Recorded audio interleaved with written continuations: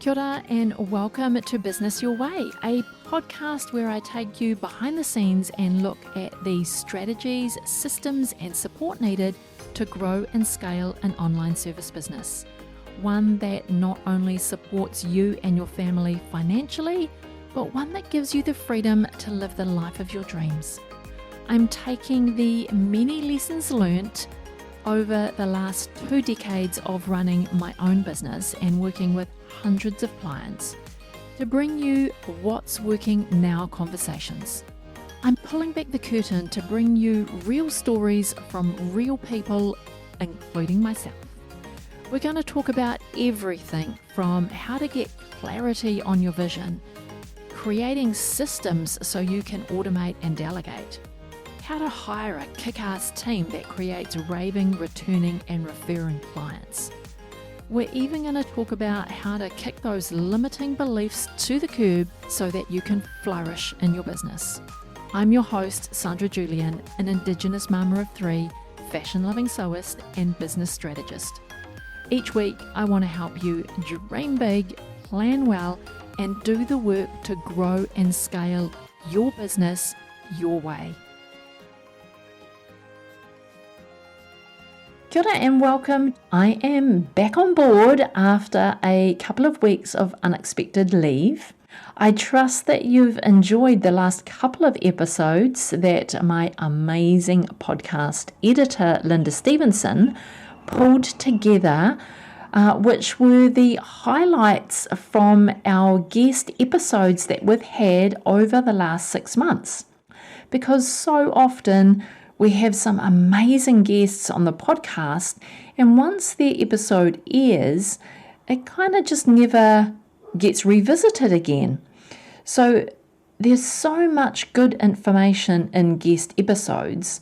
I really loved the idea of pulling together the business tips and business insights from our guests and pulling them all together in a highlights episode so you get the best of the best.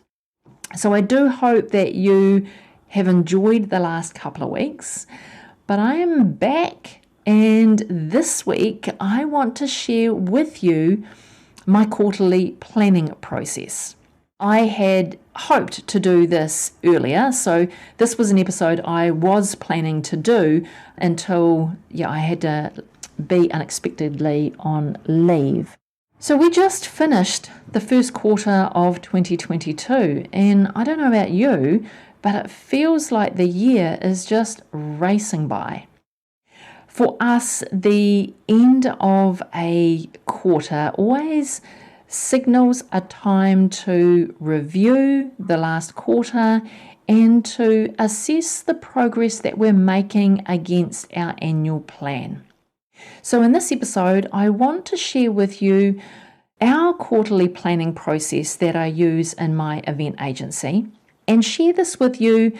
Even if you do annual and quarterly planning, it's always interesting to see what others do and things that you can learn for your own planning process. Because for too many years, I didn't do any kind of quarterly planning, let alone annual planning. One year rolled into the next, and it felt like all I was doing was working on client projects and trying to secure the next client. And if you've been on the podcast for a wee while, you'll know that I run a business event agency, and that requires meticulous planning over many months to bring our clients' events to life. But it wasn't something that we were applying to our own business. We had all of these planning skills, but we weren't applying them to our own business to help us grow and evolve. My business has always come last. It's come after the client projects, and it's always had the last of my energy. So it always got pushed.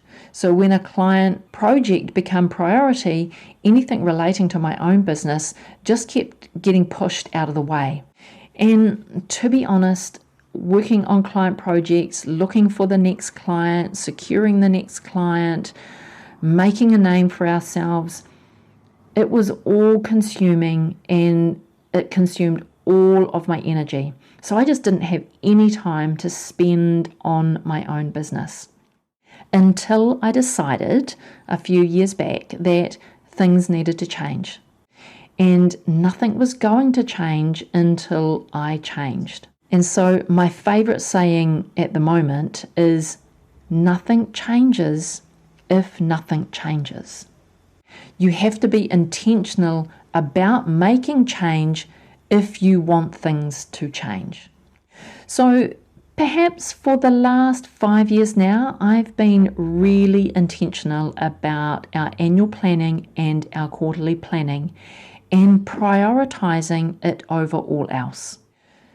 So I don't really want to get into my annual planning process in this episode. That I'll put that into a whole nother episode for you. But just to say, I approach my annual planning on a calendar year, so from January to December, despite our financial year being April to March. So I don't plan around financial year so much, as I like to go January to December. So do my annual planning in January, because again, I like to finish my year. I like to, put all of my energy into Q4 and finish all of the projects that we said we were going to finish in Q4. Because I find that if we do our annual planning in November or December, we're moving our minds into the future without having finished the now projects. So I do my annual planning in January, and it's always after I've had a 2-week break. So Christmas, New Year's, we take a 2-week break, shut the computers, don't even think about work. So when we come back in January, we've got a really fresh mind that we can reflect on the last 12 months and put a plan in place for the next 12 months. And at that time, we also look at what are we going to get done in Q1. In today's episode, I want to cover off our scheduling, what's involved in getting the scheduling for each of our quarterly plans onto our calendars so it's a priority, who's involved in our annual and quarterly planning, the structure that I use for our quarterly planning, and then how we turn that quarterly planning day into an action plan which keeps us accountable for the quarter. So let's first talk about scheduling. So we do our annual planning in January, and during that time we look at our calendars for the rest of the year and we schedule in our quarterly planning days. So I like to do our quarterly planning either the last week of the quarter or the first week of the following quarter, which gives us a 2-week window in which to find a half a day. And our quarterly planning takes us a good half a day these days. So we plug it in for end of March, beginning of April. We just did our quarterly planning just this week, and I'm recording this 1 week ahead of you listening. So we did our quarterly planning. Our next one will be scheduled for end of June, beginning of July. I actually think it's the last week of June, that one, without going and checking my calendar. And then we'll also have another session in our calendar last week in September or first week in October. Again, I suspect that one's the first week of October without going and checking my calendar. So they are all in the diary. We put them in January, and that allows us to put it first. It is a priority in the calendar, so it gets locked in first. Then when it comes to the other things that go on in our business, we can plan around our quarterly dates which are already there. My team know that quarterly planning is a priority and it's already scheduled at the beginning of the year. And I plan with my team. So I've got a small team, and that is really intentional. I grew my business to a bigger team, and I didn't enjoy that so much. So I like a small team, and I include my full-time employees in my quarterly planning. And I do that because they are the people who are involved in the business on the day-to-day. And so they've always got valuable insights, and they see things just a little bit differently to myself. Their work that they're doing is stuff that I don't get to put my hands on anymore on the day-to-day. So what they bring to our quarterly planning is really valuable insofar as what we can improve, what we can stop doing, what we can start doing in order to be a productive team and to keep our business innovating, leading in our industry, and really being productive as a team. So I include my full-time employees in my quarterly planning. And our quarterly planning takes about a half a day. A good solid 4 hours that we dedicate to it. Sometimes we do in-person meetings, sometimes we do virtual meetings, but the structure to the meeting remains the same. So for an in-person meeting, we will go out of the office. We will usually go and hire a small meeting room with a whiteboard, and we'll take a bunch of sticky notes, and we will do all of our planning on sticky notes. If we are doing our quarterly planning virtually, I use a tool called Miro, or Miro, depending on how you like to pronounce it. It is M-I-R-O, and it is an electronic whiteboard where you can use stickies and all kinds of very cool tools. We can all get inside the whiteboard in real time. We can see each other moving around the whiteboard and putting sticky notes, writing on sticky notes. We can move them around. It is a really cool tool. I'll put a link to it into the show notes. So if you want to go and check that tool out and see how you could possibly use it for your remote team in virtual meetings, then it's something I would highly recommend. So in person or virtual, we follow the same structure to our quarterly planning. So first off, we celebrate our wins. And we spend about 5 or 10 minutes with each of us just writing down all of our wins, one win per sticky note, and we stick it on a board. Once we've all had time to reflect on our own quarter and put it onto a sticky note, then we take a look as a team at all of the sticky notes and just celebrate each other. It is a really good way to start the meeting, to really reflect on how much you really did achieve in that last quarter. Once we've done that, then we move on to a section that we've called What Needs Adjustment. And there's 4 quadrants in this component, and it follows a KISS acronym. So it's what we keep, what we improve, what we stop, and what we start. So what we keep is what's helped us move forward this quarter and the things that we want to keep doing in order to continue to move us forward. The improve is about how we could do things differently to continue to evolve. So something might be working, but it needs tweaking, or we could do it better. We take a look at what we could improve. Then it's what we could stop doing, what's no longer serving us. We can stop doing it because we don't need it as part of our process, or it's just taking up time, or it's out of date. Whatever it might be, we've got a let's stop doing this section. And then the last section is start. What should we do next? So what are some things that we could start doing that would help us improve or innovate or offer new offerings to our clients? So what can we start doing to make our business better? So again, we kind of take 5 minutes of solo time, if you like, if I can call it that, where we each just take our sticky notes and we make notes, and we put them in each of these 4 quadrants. And then after about 5 minutes, we all take a look, one quadrant at a time. We discuss the sticky notes in that quadrant that the team have put in there, and we agree as a team. Are we going to action it?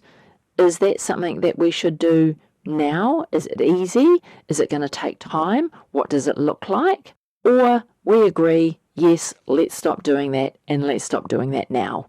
Or it might be something that we agree to stop doing next quarter and phase it out. But we take a look at each one of these quadrants, keep, improve, stop and start, and we evaluate what we want to take into the next quarter. So once we've done that, we then move on to reflecting on the progress we made against our Q1 plan. So up until now, we haven't even looked at our Q1 plan. But step 3 in our process is to get that quarterly plan out and review. What have we done? Were the focus areas that we chose for the quarter, were they appropriate? Were the tasks under each focus area? How much progress did we make against them?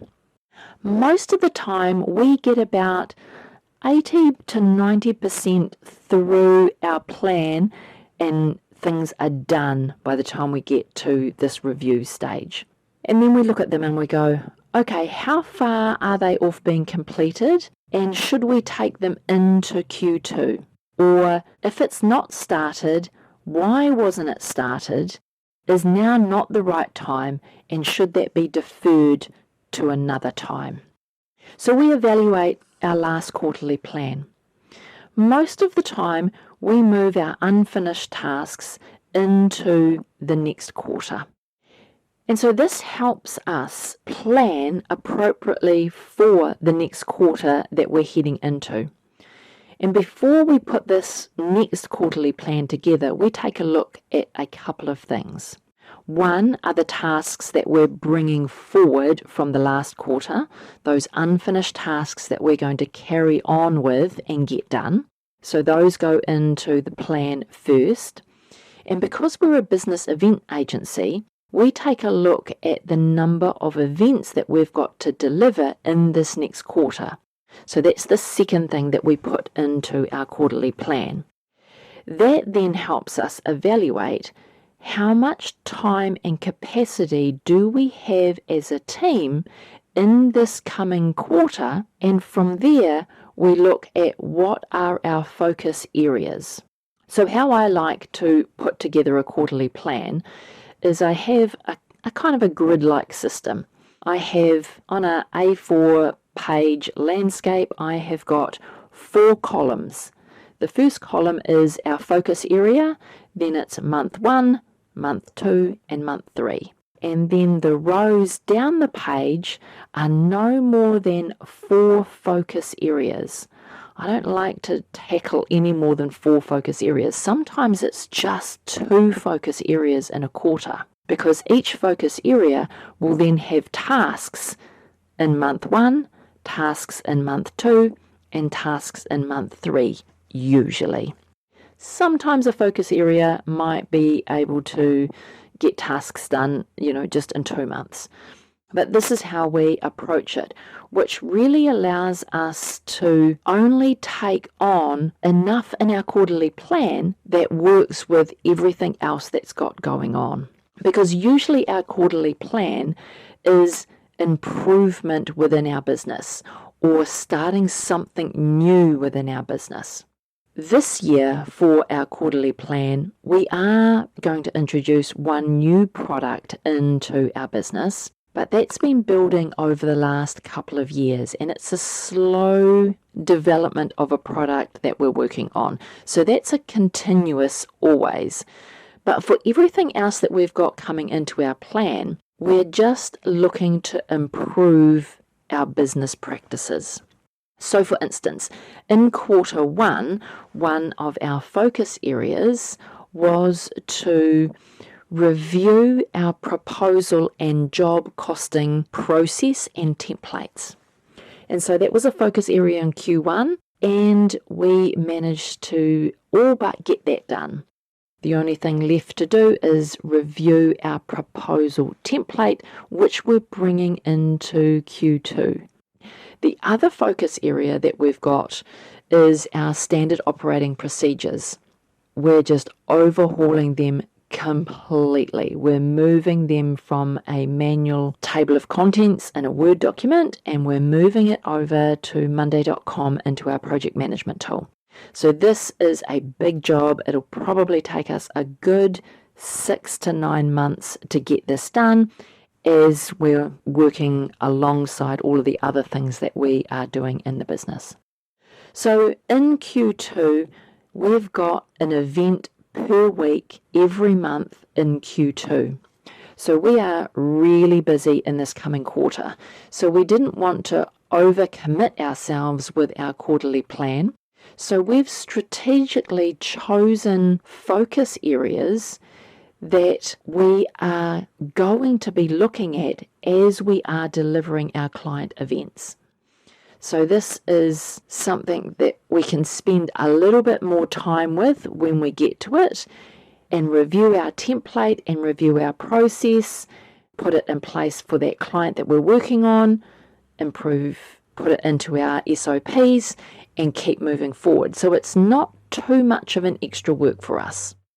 So that's how we structure our quarterly planning process.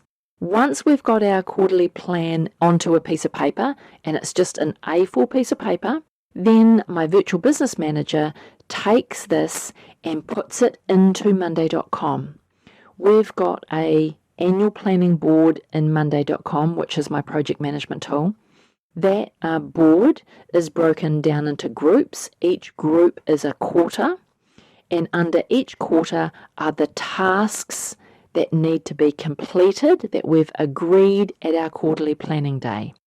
They get a person allocated to each task and a timeline of when it needs to be done next to it. And any notes that have come out of our quarterly planning also go against that task. And then every week at our team meeting, we review our quarterly plan. How are we progressing with our tasks? Are they on track? Are they off track? Have we hit a roadblock? Does something different need to happen? Is one staff member at maximum capacity and maybe we need to reallocate some tasks to a different team member? We take a look at all of that at our weekly team meeting. It only takes a good 5-10 minutes tops, and we're moving through, but it keeps us accountable to our quarterly plan. And of course, your quarterly plan correlates with your annual plan. The things that you're doing on your quarter by quarter should already be a priority on your annual plan. And that's how we now approach our annual planning, our quarterly planning, and we keep ourselves accountable on a weekly basis to the things that we say we're going to do. This has been a game changer for my business. I can't even tell you how different my business feels with an annual and quarterly planning process with a weekly accountability meeting with my team. It gives real purpose to our weekly team meetings, and the business is growing and evolving faster than it ever did in the years prior to me implementing this process. But this process that I just described to you isn't the same as what it was when I first implemented it. It's taken me a wee while to work out what works for me and what works for my team and what works for my business. And so I've had many iterations of what an annual and a quarterly plan look like, but where we've landed right now, it works for us. So this is something that you will need to do for yourself. You'll need to work out what works for you. What works for somebody else's business might not work for you, but you could trial it. You could see what others are doing and say, oh, that sounds good. I think that resonates with me. Let me try that. And so you might try exactly as they've described it, and then you'll go, oh, that wasn't for me so much. Let me tweak that and do it this way. And then you start to evolve your own process around what works for you. You ditch what doesn't and you take what does, and it keeps you moving forward with no fluff, no hassle, and none of this old business planning because it's what you're meant to do, and you end up putting it in the bottom drawer and never looking at it again. Your annual plan, your quarterly plan, they should be active, live documents that you are working by every day, keeping yourself accountable every week to the plan to continue to evolve your business. So I hope you've enjoyed this episode and looking at how I do my quarterly planning. You are welcome to take any part of that, adopt it, adapt it, trial it, do what works for you. If you've got any questions at all about anything that I've raised in today's episode and you just want to fire a question at me, then jump on over to Instagram and send me a direct message. Type it out, send me a voicemail, whatever works for you. That's probably the best way to get hold of me. I'm checking my direct messages over there on the daily basis. Before you go today, I wanted to say thank you for being here and listening all the way to the end. All of the links to this week's episode can be found in the show notes, or if you like to read a really good blog, then you can head over to my website at sandrajulian.co/podcast. Now, you've probably realized that running a business is not for the faint-hearted. There are challenges coming at you left, right and centre every day. But I'm here to tell you that challenges are only challenges because you haven't yet found an answer to them. The solution could actually be easier than you may think. But if you're anything like me, you tend to overthink or overanalyze the solution that is right in front of you. So what do you have to do to become the best boss you could possibly be? Well, you could go and take my 2-minute free agency owner persona quiz at sandrajulian.co/quiz. Here you'll find out how you can scale and streamline your business without compromising you and your lifestyle. I can't wait to know what your results are. So once you've done the quiz, why don't you take a screenshot, jump over to Instagram, share it on your stories, and don't forget to tag me. I'm at sandrajulian.co. If you've enjoyed today's episode, make sure that you hit the subscribe button to get notified of the new episodes as soon as they're released. And if you listen on Spotify or the Apple Podcast app, then I'd really appreciate if you could rate the show and perhaps leave a quick review if you are on the Apple app. Those 5 stars would mean the world to me, and it would help get this show in the ears of more online service business owners. Alrighty, my friend, have the most productive week, and I will talk to you again real soon.